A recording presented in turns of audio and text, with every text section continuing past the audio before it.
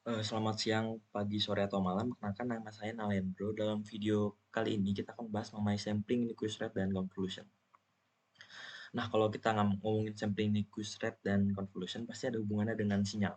Bahwasannya sinyal itu dapat direkam. Dalam kesempatan kali ini kita akan membahas tentang perekaman. Namun yang kita bahas kali ini hanya mengenai sampling saja. Sebenarnya sinyal yang kita tangkap biasanya adalah sinyal analog. Tetapi yang kita bisa proses itu hanyalah sinyal digital. Nah, karena hal ini kita butuh mengubah sinyal analog tadi menjadi sinyal digital. Jadi dalam sampling ini adalah kita mengubah sinyal analog atau yang bisa direpresentasikan menjadi sinyal kontinu pada gambar di kiri menjadi sinyal digital atau yang bisa direpresentasikan menjadi fungsi diskrit. Sampling yang berasal dari kata pencuplikan, di mana kita akan mencuplik nilai suatu sinyal yang dilakukan secara periodik. Konvolasi. Konvolasi adalah operasi matematika pada dua fungsi yang menghasilkan fungsi ketiga, yang menyatakan bagaimana bentuk satu diubah oleh yang lain. Sebenarnya kita melakukan sampling itu dengan suatu proses yang dinamakan konvolusi ini.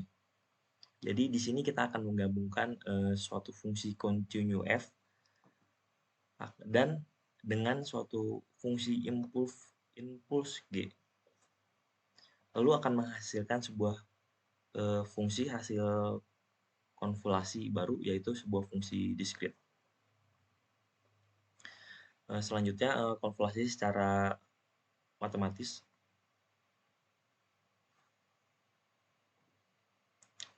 Misalnya kita punya sebuah sinyal yang direpresentasikan menjadi fungsi kontinu.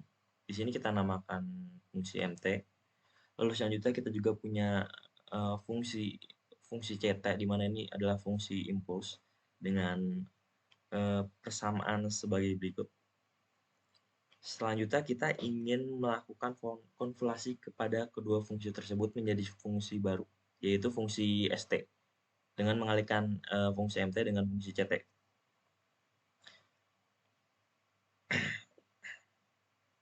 Maka secara visual akan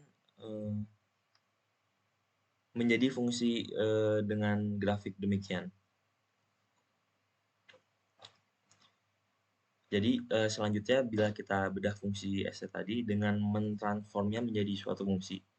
Di sini kita buat menjadi fungsi s omega dengan persamaan yang menjadi berikut. Dan bila kita ketahui dari persamaan fungsi ct sebelumnya, di sini fungsi ct itu kita ubah menjadi fungsi c omega. Kita transformasi menjadi fungsi c omega menjadi dengan persamaan berikut, tinggal di substitusi saja. Lalu selanjutnya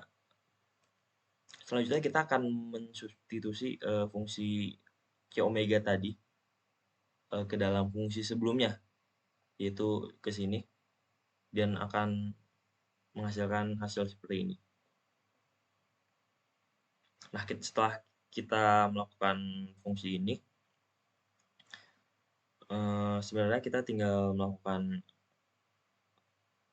suatu perhitungan matematis saja. Misalnya si omega s-nya dikeluarin,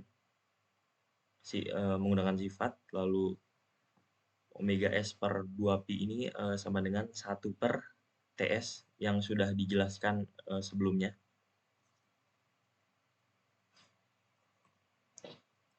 Oke, ketika kita sudah dapat fungsi seperti ini,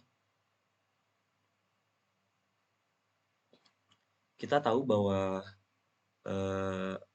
ada suatu sifat yang menyatakan bahwa bila suatu fungsi xt dikonvolasikan dengan suatu fungsi s delta s t min t1, maka akan menjadi fungsi x t min t1.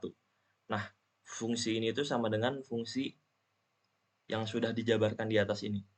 Jika kita lihat, maka jika disubstitusi, maka hasil fungsinya akan berubah menjadi fungsi s omega dan bla bla bla ini.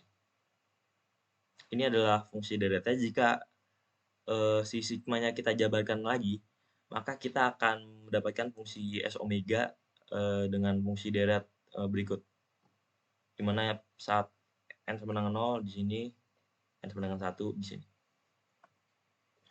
Lalu lanjut lagi ada Nyquist rate.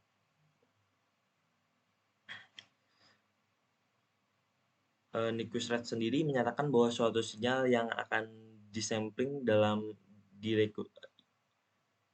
menyatakan bahwa suatu sinyal yang akan disampling dapat direkonstruksi menjadi sinyal semula jika laju sampling 2 kali frekuensi terbesar dari spektrum sinyal tersebut. Apa sih yang dimaksud dengan Nyquist tadi?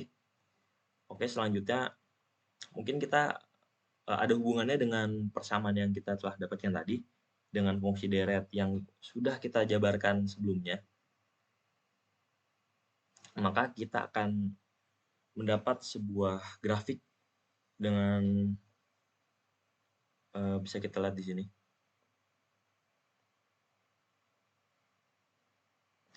Seperti bunyi si Nyquist yang menyatakan sebelumnya bahwa jika laju sampling minimal harus berdiri 2 kali dari frekuensi terbesar dari spektrum sinyal. Nah, bisa kita lihat dari grafik ini, nilai dari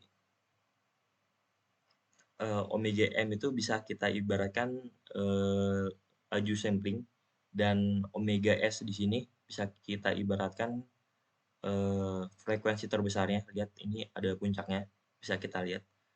Kalau kita lihat di sini, si nilai omega m ini adalah lebih besar dari 2 kalinya, itu lebih besar dari si omega s. Apa buktinya? Yaitu di sini bisa kita lihat ada gap, di mana itu menandakan 2 kali omega m itu lebih besar dari omega s.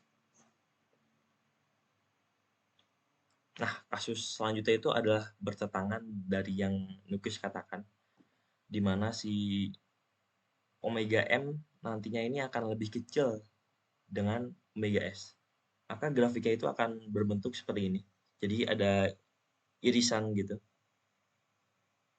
bisa kita lihat. Nah, di sini itu sinyal akan terjadi overlapping dari sinyal tersebut.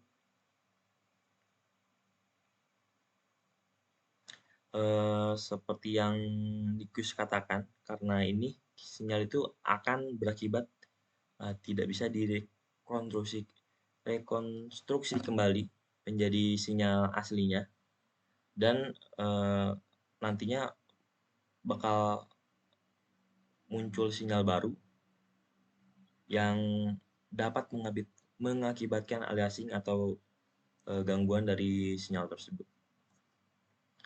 Mungkin sekian yang bisa saya sampaikan, kurang lebihnya mohon maaf. Terima kasih.